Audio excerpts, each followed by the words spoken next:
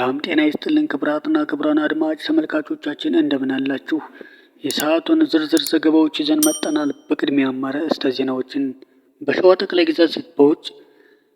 ጠቅላይ ግዛት በውጭ ድርጅትና በህብረተሰብ ተሳትፎ የተገነባ ጤና ጣቢያ ተመርቆ ለህዝብ አገልግሎት ክፍት ሆነ። የሚሰጣቸውን ድርጅታዊ ግዳጅ በመቀበል ከአረመኔው ሰራዊት ጋር የሚፋለሙ በድባይ ጥላት ግን ወረዳ ጊዜያዊ መንግስትም የኋላ ደጀን ሰራዊትም አስታወቀም።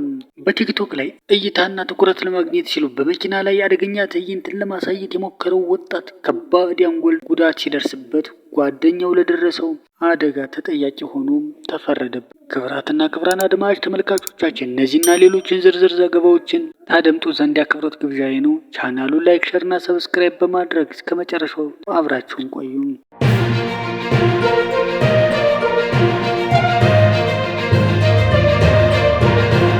በሸዋ ጠቅላይ ግዛት በውጭ ድርጅትና በህብረተሰብ ተሳትፎ የተገነባ ጤና ጣቢያ ተመርቆም ለህዝብ አገልግሎት ክፍት ሆነ። በሸዋ ጠቅላይ ግዛት በቀወት ወረዳ ተሬ ክላስተር የለን ቀበሌ ላይ በውጭ ድርጅትና በህብረተሰብ ተሳትፎ የተገነባው የህዝብ ጤና ጣቢያ የአፋሕድ ሸዋ ጠቅላይ ግዛት አመራሮችና አባሎች እንዲሁም የቀበሌና የክላስተር መሪዎች፣ የሃይማኖት አባቶችና የሀገር ሽማግሌዎች በተገኙበት ከህዝቡ ጋር በመሆን በደማቅ ሁኔታም ተመርቆ ለስራ ክፍት ሆኗል።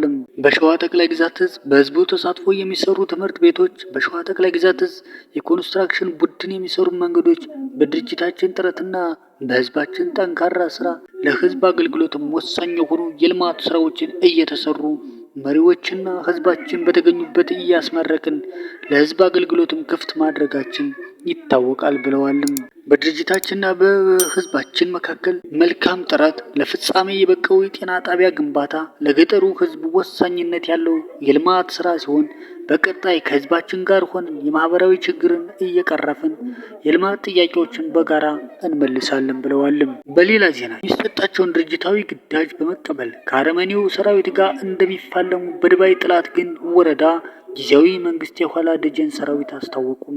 በመልሶ ማደራጀት ተግባሩ አመርቂ ውጤትን እያስመዘገበ የሚገኘው 206ኛ ኮር ጊዜያዊ መንግስት አስተዳደር የማህበረሰቡን ጸጥታና ፍትህ ከማረጋገጥ ጎን ለጎን የኋላ ደጀን ሰራዊት በማደራጀትና በማብቃት ልዩ ስልጠናዎችንም እየሰጠ ይገኛል።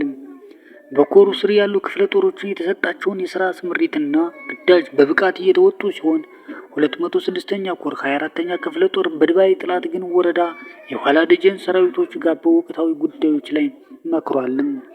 በውይይቱ መልሶ ማደራጀት ተግባሩ የተሰሩ ቀጠናዊ አብይ ጉዳዮችና የስራ አፈጻጸም የገመገሙት የሰራዊቱ አባላቱ ከክፍለ ጦሩ የሚወርደውን ማንኛውንም ድርጅታዊ ተልዕኮ በመቀበል ከአረመኔው ሰራዊት ጋር እንደሚፋለሙም አስታውቀዋል።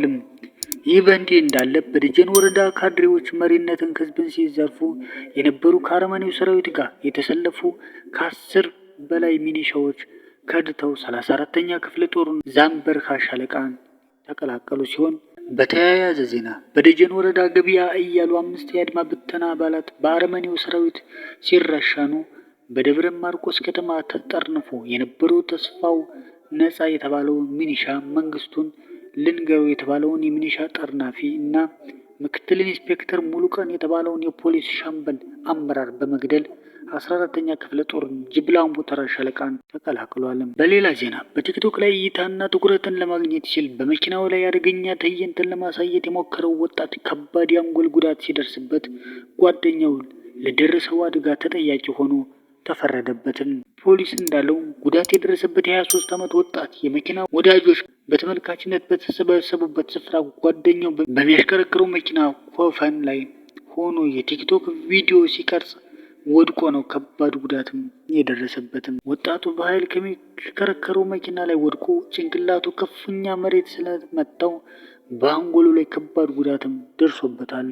በዚህም ምክንያት በመኪና ያሽከረክር የነበረው ኮነር ፔስ በጓደኛው ላይ ጉዳት እንዲደርስ ምክንያት በመሆኑ በአደገኛ የማሽከርከር ክስ ጥፋተኛ ተብሏል።